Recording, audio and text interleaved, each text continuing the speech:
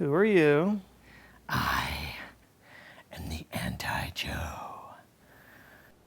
What? I am you, made out of antimatter.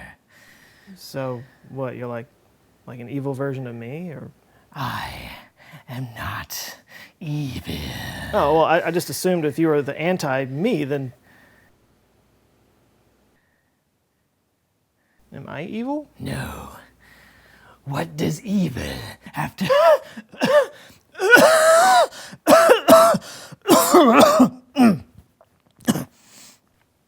What does evil have to do with it?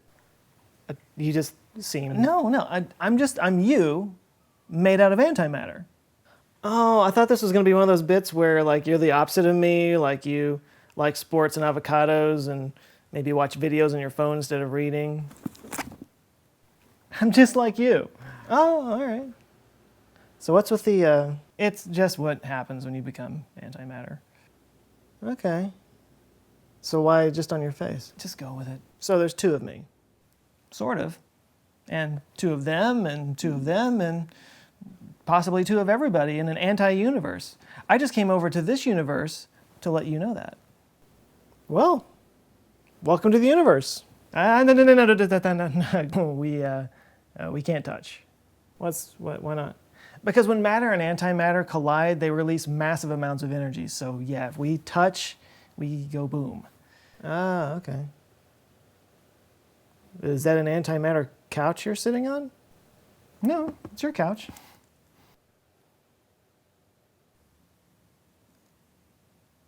Oh, shit.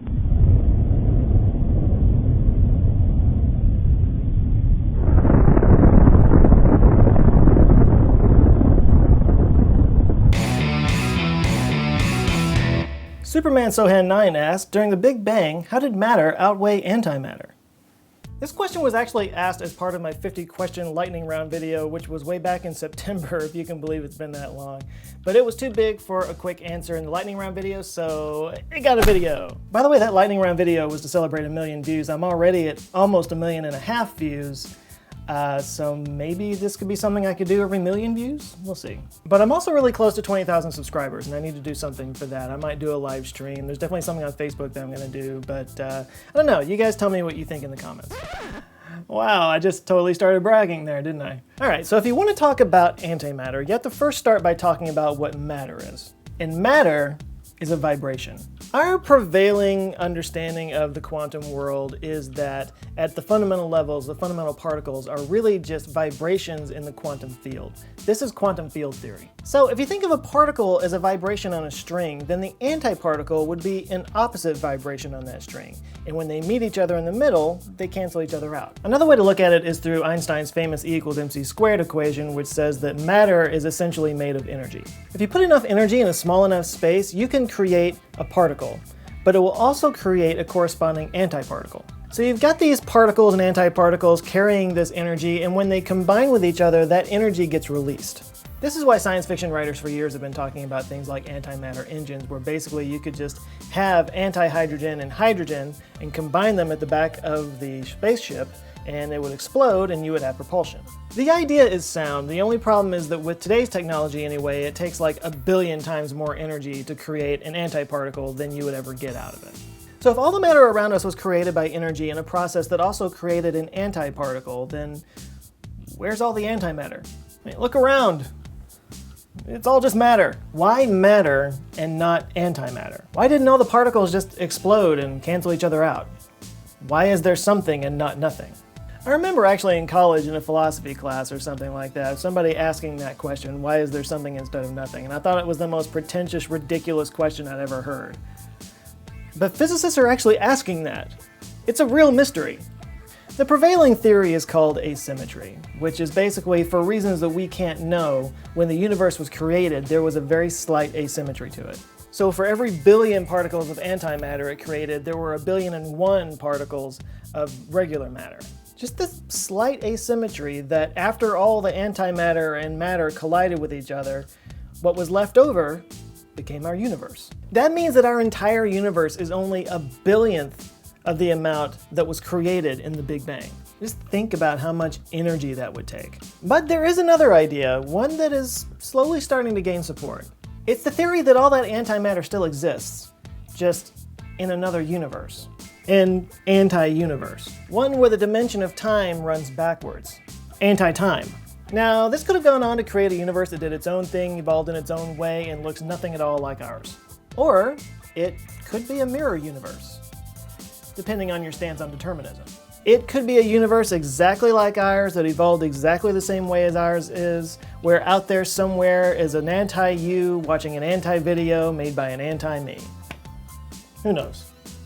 One thing I can say for sure is that if there was an anti-me, it would look exactly like me.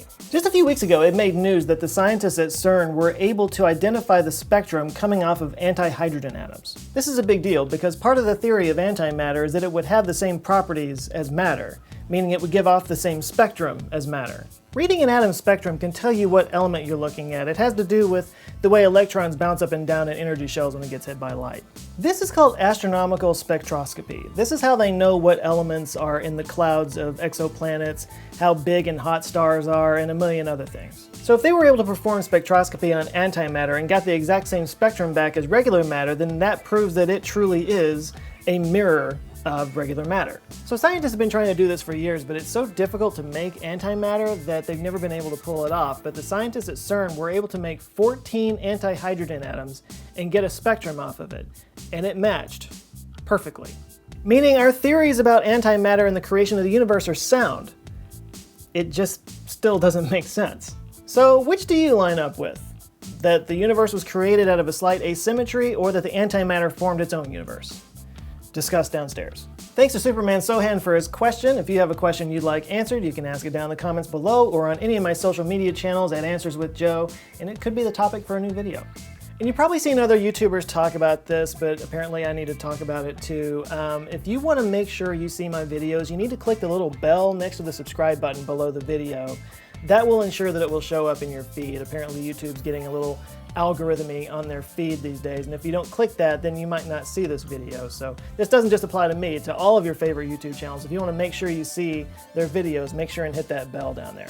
Don't forget to like if you liked it, share if you loved it, and don't forget to like this video if you liked it, and share it if you loved it, and holy crap, if this is your first time here, please hit subscribe because I come back with stuff just like this every Monday. Extra special thanks and love out to my Patreon supporters who help make this show possible. If you are not on Patreon, I've got some extra cool perks coming your way, stuff that nobody else will get to see, so you might want to check that out. Anyway, thanks again for watching.